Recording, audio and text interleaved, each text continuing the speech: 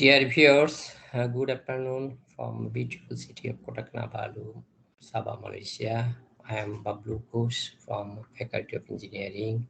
Today I am going to present the topic on PV device fabrication and quality assessment.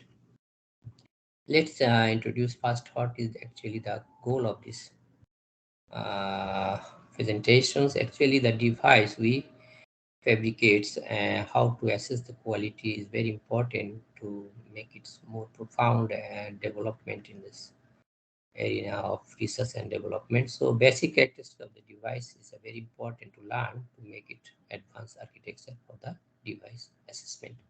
So in that case, the PN junction is the basic device characteristics. Either it is used for photodetector, then PB and other related electronic devices is the foundation architecture. So how the electron and hole can be tipped or diffused by this barrier, it is can be seen in this figure. Then how is the model of the current and shunt resistance effect on the diode characteristics with the elimination of the device as a current source, and that how it determine the shunt resistance is the device quality, and how it determine the series resistance is also the device quality, that contact, and shunt resistance is itself the fabrication quality, that how can minimize the leakage effect that eventually can promote the output electrical performance from optical inputs. So that is not only for the solar photovoltaic, the other photovoltaic devices characteristics also follow the same. So IV characteristics, how we can design. So you can see here the two characteristics for the dark and light illumination. So definitely the light illumination, so the current density is higher compared to the dark. And dark is the core analysis, that how to minimize the current of the device, that is eventually resembles the good quality of the device. So that more precisely how we can analyze, you can see in the following slides that the device core characteristics, how to analyze. Here you can see that the similar devices, if we make it plot anti-log of currents with the same voltage baseline, you can see here that the dark areas, the current density definitely very low compared to the illumination. So it means that it is the core properties of the device that determines that how expect about the shunt, about the injection of this carrier, that determine the leakage current or the shunt resistance, and also as a series resistance. So definitely this lower current density resembles the quality of the device higher. But in the illumination case, you can see that the forward and reverse bias, there is no significant variation of the current density that cannot be distinguished properly. But in the dark, it can be easily distinguished, the quality of the device. So the device core characteristics, if we illuminate, if we discussed, then we can see different fabrication aspect of device. And here you can see from the black, red, green, and deep blue, there is four devices that shown different leakage current or reverse saturation current. It can also analyze with different ways, that illumination way, temperature way, because if temperature rise, this current density must be shift higher. If the uh, mm, illumination increase, that also shift the current higher. That means from the reference as the lower of this case of either in dark or in illumination, that lower uh, leakage or saturation current will determine the device quality, that is the best quality device. And the top one, if it is characterized in the same pathway, definitely the top one is the poorest quality device compared to the black one. So this is the core characteristics that analyze of the device, that how it perform with this device fabrications aspect. And here also you can see that the current aspect, it is the forward bias case, that the sharp variation of this uh, dark area, that definitely has the highest shunt resistance, and that definitely getting lower saturation current. So that means black one is the best quality device, while deep blue one is the poorest quality device. So in that sense, the why that is different, because the reverse biased area, greater current density is the property of poor device. Device shows the high current in the dark is the poorest device. but some device that shows low shunt resistance, as a result it's low leakage, high shunt resistance that shows low leakage current. So it can vary with the annealing temperature, because if we after fabrication device is annealed, that make more crystallize of the device, that definitely minimize the leakage current and ideality factor as well. So it can vary also due to the illumination and the temperature, where the condition where we are measuring IB characteristics. So high temperature and high illumination, definitely the reverse saturation current should be higher, and that upper level it will be shifted from the previous graph.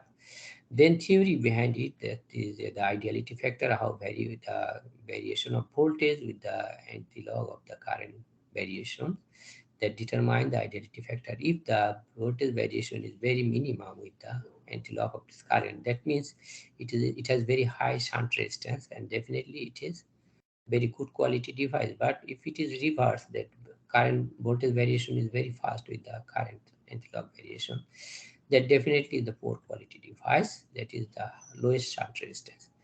And barrier height also, the factor that I discussed before, that barrier height is very essential for electron to avoid the leakage, and that will determine the area cross section temperature and reverse saturation current of this device. And also the device current and the reverse saturation current, how it's related with the device architectures and applied voltage, and the temperature dependent voltage that is expressed here at the third. So the fabrication device or fabricated devices, how it varying the IV characteristics, that can easily predict from the analysis of our device. You can see here the red mark area is the highest current density, while black one is the lowest, and the efficiency also is significantly varying due to the red and the black one. So the black one is the right side efficiency, or left side efficiency, while the red one is the right side efficiency. You can see that how far the efficiency. What is the device? You can see here, it is the device of P-type PTA silicon dioxide interface with N silicon, the black one, and P-type PTA silicon dioxide interface with N silicon germanium microstructure for the red one. So think that silicon germanium actually is support to longer is absorption, because the germanium band gap is lower compared to the silicon, and that support for the infrared near infrared band absorption, and it absorption band is very high for germanium compared to silicon. And then definitely the silicon germanium with the silicon dioxide local domain of this interface can make very effective for a carrier transfer from optical to electrical, and that definitely promote the current density very high, and that eventually increases the efficiency. And then more details for the optical characterization. You can see here the same device for the quantum efficiency. It is very significantly variation for the silicon germanium PTA device with silicon dioxide interface or without interface, and for silicon PTA device with and without silicon dioxide interface. Definitely, it is very high differences of the quantum efficiency that resembles the previous graph. You can see that the current density is significantly varying, that eventually varying the efficiency. So the device fabrications in the quantum level, if we analyze that, how barrier effect is significant for the device to control the current density. Here you can see that for silicon PTA device, the barrier for the electron is lower, while barrier for the hole is the higher. In case of silicon germanium, the barrier for the hole is lower and barrier for the electron is higher. This reversal effect that actually significantly impact on the device current densities. And also the input, that absorption for silicon germanium is very high compared to the silicon, and that both optical and electrical properties together influences to increase the significant current density and efficiency for in silicon germanium. And there is other part that in silicon germanium silicon dioxide, there is a local domain that is very supportive for optical absorption and carrier transfer, but that one we did not study. That's why I'm not talking about that.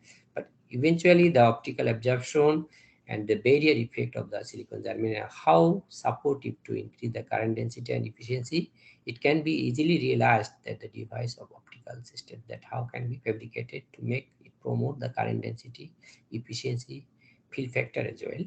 But definitely lower band gap of silicon germanium, the open circuit voltage should be lower compared to the in silicon, but efficiencies are almost 6 times higher for the in silicon germanium compared to in silicon microstructure. So how this actually device shows the parameter in electrical analysis, you can see that the two graph of different slope for IV characteristics. The vertical line is the current density, while the horizontal is the open circuit voltage for the IV characteristics. You can see here the first graph here that the number one, you can see this is very flat. That means the shunt resistance of the device one is very high, while the shunt resistance for the device 2, you can see it is very low. So it inclined means low shunt resistance, it's flat means very high shunt resistance. Then the same device, if we consider the series resistance, you can see this is the vertical lines are very steep. That means it is actually very low series resistance, while the device second device the series resistance is very high, because you know the current variation of voltage here is very low compared to here. That means definitely this series resistance for the device number 3 is very low compared to series resistance of number 4.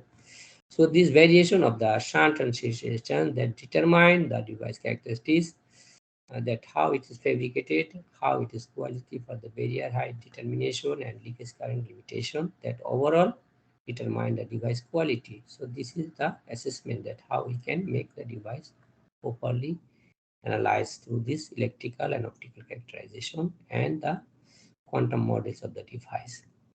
So the conclusion at the end, it is the interface barrier can determine the carrier injection or rejection.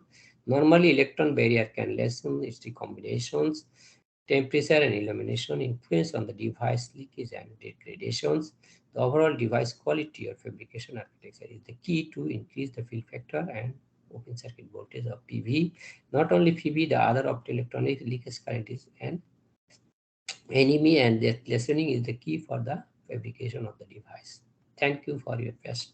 Thank you.